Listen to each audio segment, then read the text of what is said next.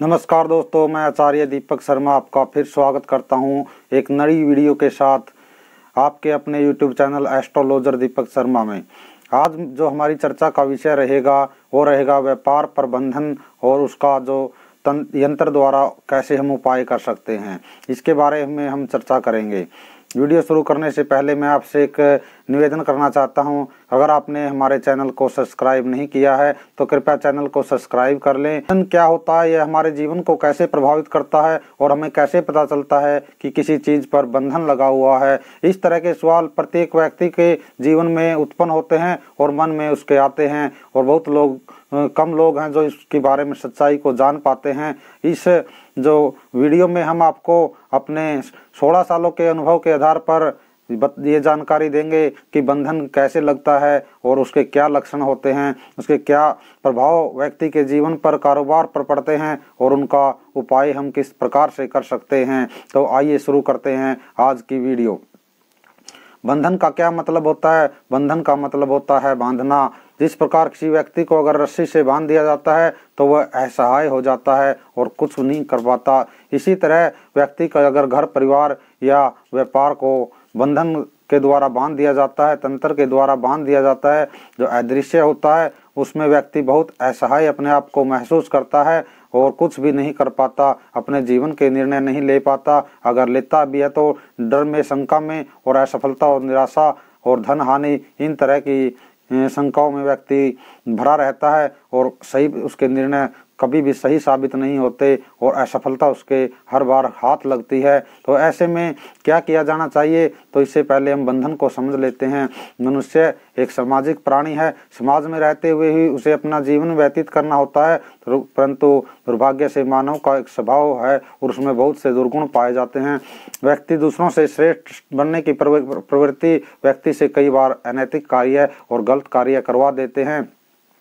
दूसरों की खुशहाल जिंदगी को देखकर व्यक्ति कई बार उसको ईर्ष्या का शिकार हो जाता है, ईर्ष्या करने लग जाता है। इसके द्वारा ही दुर्भावना में आकर बहुत से गलत काम आदमी कर देता है और दूसरों को नष्ट करने की या दूसरों से आगे बढ़ने की उसके अंदर जो ये प्रवृत्ति होती है वो उसको तंत्र की तरफ भी ले जाती है कि तंत्र का सहारा लेकर वह व्यक्ति को नष्ट करने की या बर्बाद करने की जब ठान लेता है तो तब ऐसे कार्य करता है। आपने अपने दैनिक जीवन में बहुत सी घटनाओं को देखा होगा कि फलाना व्यक्ति का कारोबार बहुत अच्छा चलता था, मार्केट में नाम होता था, लेकिन ऐसा क्या हुआ कि उसका अब ना तो कारोबार अच्छा चल रहा है, न ही उसका नाम है, न ही उसकी शोहरत और इज्जत पहले जैसी रही है। तो इस तरह की आपने बहुत सी घटनाएं अपने जीवन में देखी होगी। तो यहाँ पर हम बात करते हैं आजीविका बंधन की, यानी कि व्यापार बंधन की। यह दूसरे बंधनों में, दूसरे लेखों में, वीडियो में हम आगे की चर्चा करेंगे और दूसरे प्रकार के बंधनों की। यहाँ हम केवल व्यापार से संबंधित जो बंधन होता है उसकी ही चर्चा करेंगे। नौकरी या व्यवसाय या व्यापार पर बंधन। किसी व्यवसाय की फैक्ट्री या व्यापार बहुत अच्छा चल रहा होता है, लोग उसके व्यापार की तरक्की का उदाहरण देते हैं, लेकिन अचानक उसके व्यापार में परेशानियां आने लगती है, मशीन या मजदूर की समस्या उत्पन्न हो जाती है। कल तक जो फैक्ट्री फायदे में होती थी अचानक घाटे में आ जाती है। व्यवसाय जो उस फैक्ट्री से कमाता था अब उसी को खाने लग जाता है और यह सोचता ही रह जाता है कि आखिर ऐसा उसके जीवन में क्यों हो रहा है, क्यों उसका कारोबार दिन प्रतिदिन पीछे जा रहा है। हमने अक्सर बहुत से ऐसे प्रसंग देखे होंगे जो हमारे आसपास में हो रहे हैं और हमें झकझोर कर देते हैं, जिसमें क्यों की स्थिति उत्पन्न हो जाती है। विज्ञान में एक नियम होता है, नियम जो ये होता है कि हर क्रिया की प्रतिक्रिया होती है। हमें निश्चय ही मनन करना होगा कि जो उपयुक्त घटनाएं हमने बताई हैं और जो आसपास में घटित हो रही हैं उन क्रियाओं की वो प्रतिक्रिया ही होती है। हमें यह भी मानना पड़ेगा कि विज्ञान की एक निश्चित सीमा होती है। अगर हम पैरावैज्ञानिक आधार पर इन घटनाओं को विस्तृत रूप से देखें तो हम निश्चय ही यह सोचने पर विवश हो जाएंगे कहीं न कहीं यह बंधन या स्तंभन का परिणाम तो नहीं है, यह आवश्यक नहीं है कि किसी तांत्रिक या विचार के कारण ऐसा हो रहा हो। यह स्थिति हमारी कमजोर ग्रह स्थिति के कारण भी उत्पन्न हो सकती है। हम कई प्रकार से इसका विश्लेषण कर सकते हैं और इसके अलग अलग लक्षण होते हैं। सबसे पहले हम बात करते हैं बंधन किस तरह के बंधन हो जाते हैं। कार्य क्षेत्र का बंधन, स्तंभन या रुकावटें, दुकान, फैक्ट्री, कार्यस्थल की बाधाओं के लक्षण, किसी ये लक्षण इस प्रकार होते हैं। अगर आपके जीवन में भी ऐसी समस्याएं आ रही है तो समझ जाना कि आपके कारोबार पर बंधन लगा हुआ है। तो लक्षण ये इस प्रकार होते हैं, किसी दुकान या फैक्ट्री का जो मालिक होता है उसका मन नहीं लगता, ग्राहकों की संख्या अचानक से कम हो जाती है, आए हुए ग्राहक भी अनावश्यक तर्क वितर्क करके और कलह करके जाने लगते हैं, श्रमिक व मशीनरी से संबंधित परेशानियां आने लगती है, श्रमिक नौकरी छोड़ने लग जाते हैं, मशीनरी अपना उत्पादन सही नहीं प्रकार से नहीं दे पाती, बहुत जल्दी खराब होने लगती हैं, उसमें बहुत सा जो उसको मुरम्मत कराने का खर्च है व्यक्ति का वो बढ़ जाता है और मालिक परेशान होकर उसको बेचने के भी सोच लेता है।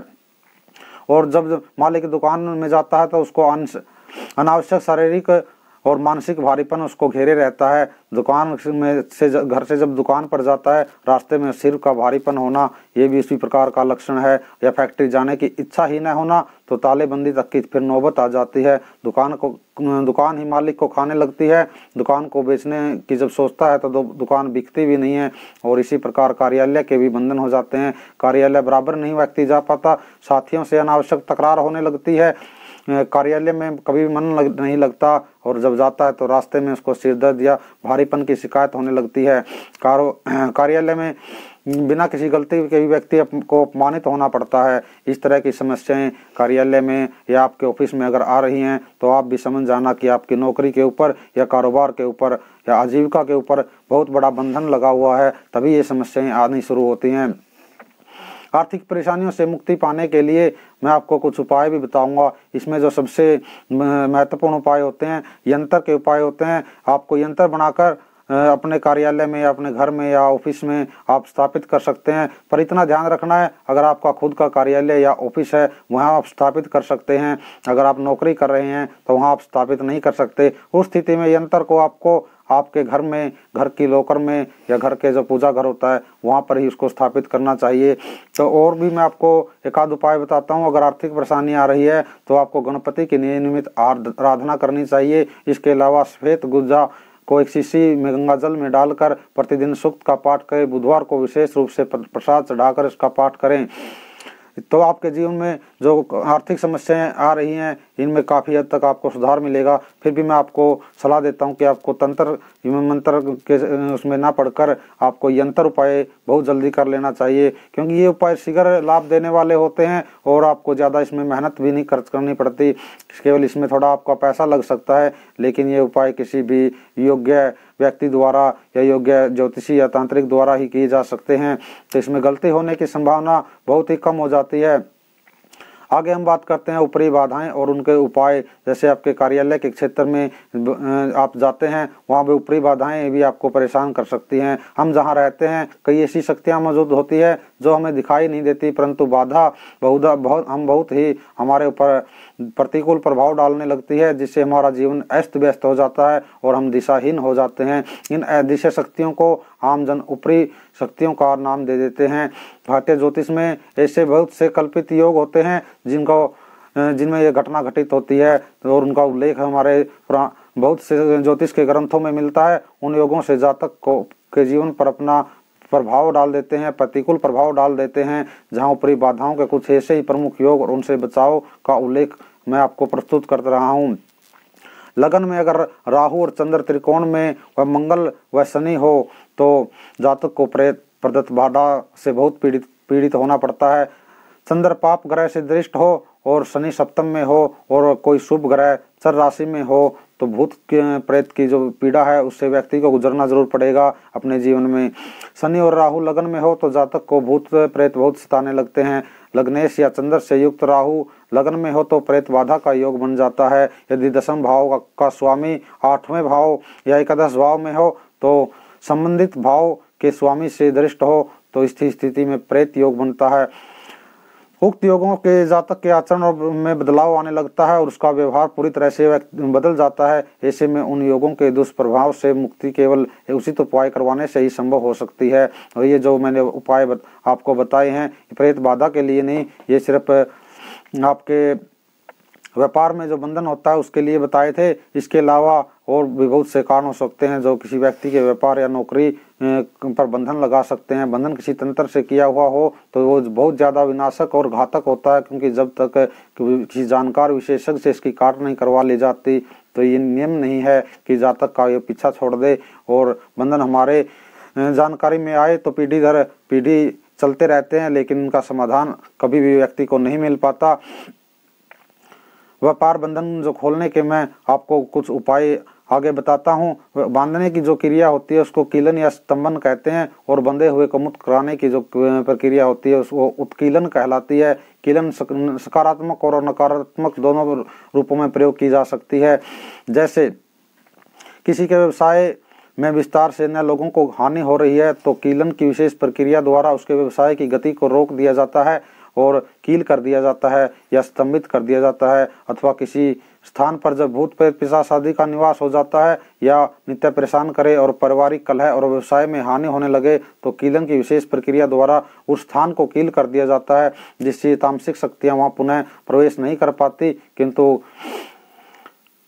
इस प्रकार के कीलन से पूर्व उत्कीलन की प्रक्रिया करना बहुत ही लाभदायक होती है। इसका मतलब ये है कि किसी स्थान से उन अशुभ प्रभावों की रक्षा के लिए सर्वप्रथम उस स्थान को शुद्ध किया जाता है और दुष्प्रभावों से मुक्त करवा दिया जाता है।